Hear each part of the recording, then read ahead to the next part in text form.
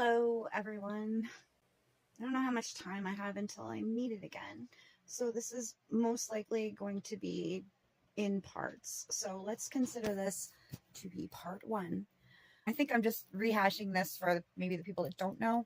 The last few months, I haven't even been able to update you on my mom's progress because it was just, let's just say I learned a lot about the health industry and the medical association that I wish I could unlearn.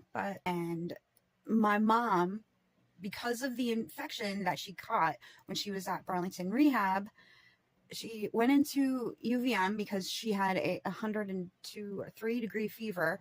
For a doctor's appointment, she had only been home for a day and a half, and I'm waiting in the waiting room, and my mom's doctor comes out to tell me that the ambulance is coming and that my mom has a fever. And I'm just like, are you kidding me? We just got her home. And this is back in, this is back in July, I think, or maybe even June.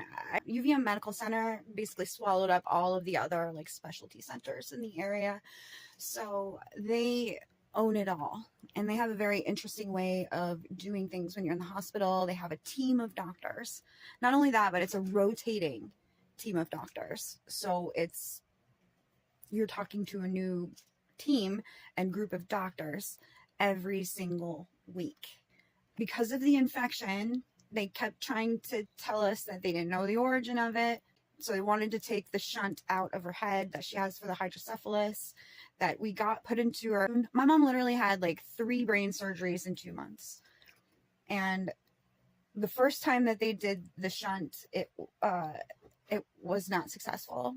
She gradually got worse and worse, very shaky, agitated, balance bad, just cognitively falling apart. So my dad had to bring her back in, and the doctor suggested that she get a shunt revision. Apparently these are very common.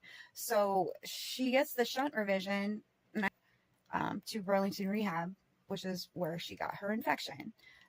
And I kid you not that my mom was in the hospital in and out of consciousness, with rashes, with anything that you can imagine that could potentially kill her, for 2 months. Bedridden for 2 months.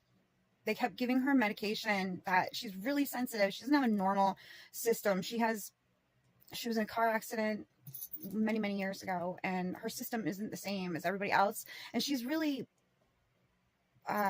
sensitive to all side effects and medications. And we told the doctors that, and they did not care. They did not listen. They almost killed her like 3 different times. The medication they gave her for infections, she was allergic to. The doctor literally said, oh, well, there's only one other person that had a reaction like that in this whole hospital. I kind of feel like we warned them about that, and it did not seem to matter. So we did everything that we could, diligent research. My dad and I are literally looking at her chart every single day going, what are they doing to her today? How many tests are they going to give her today? I swear to God, they did not care about my mom's welfare. I think they just wanted to like learn from it or something. What do they care? They killed her. Like, we don't have the money to get a lawyer to sue them. They basically broke her. But before they took the shunt out, she was having trouble swallowing her food. So they wanted us to use a feeding tube, and I kept saying no, no, no. Well, guess why she couldn't swallow? Because she was having yet another allergic reaction to some medication that they gave her. Oh, and they gave her morphine, like a lot of morphine. Knocked her out for an entire weekend. They're like, whoa, we don't know why your mom's health has slipped. We told you, no opiates, no morphine.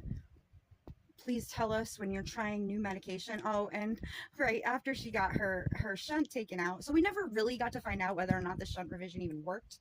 Oh, and it turns out that infections are like the most common problem that people have from when they get the shunt. It happens it happens up to a quarter of the time that you get the shunt. That's not something that the doctors tell you. The doctors told my dad that it was like a 5% chance of adverse effects from getting the infection. No, that's not true. After I did my research, I found out And this is like over a decade old paperwork saying infections are common. They're the most common. And revisions for shunts are probably more common. But it's just, it's been a nightmare, and I haven't really been able to talk about it because it makes me have to like relive it. And why am I talking about it now? Well, it's therapeutic.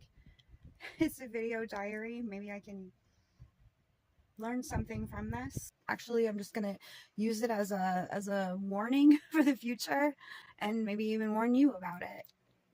Don't ever go to UVM if you if you have an infection and you're sensitive to side effects, because I guess they'll almost kill you unless your family is like adamant, your advocate, always looking at your charts, always having your back, always having to call whoever the doctor was that was that week's head doctor, or whoever the nurse was that talks to the doctor, because it's really hard to get a hold of the doctors, let me tell you. You usually talk to the nurse, and then the nurse tells the doctor to call you. But I just want to say before I move on to part 2, my mom is home now. She's been home for, it'll be 2 weeks on Friday. And she went through that whole ordeal in the hospital, so then she had to go to another rehab place, and we made sure we looked at where she was going before we said okay. And it was Green Mountain Nursing Home and Rehab, and I think they're in Colchester, Vermont, and they were really good. There was only so much they could do to help her, though, because she's like literally not mobile. She was in bed for over 2 months, and you know, she can't walk, partly because of the atrophy in her muscles, but also because she's terrified of falling, which is something we didn't have to deal with before. She wasn't scared of falling, and now she is. And I got lots more to tell you, but if it's a little while until I leave another video, you know why. I am not a morning person. I'm having to get up at 7 in the morning, make sure that she's up and dressed and gone to the bathroom. Okay. And gone to the bathroom, and breakfast. I made a lot of breakfast the last couple of weeks.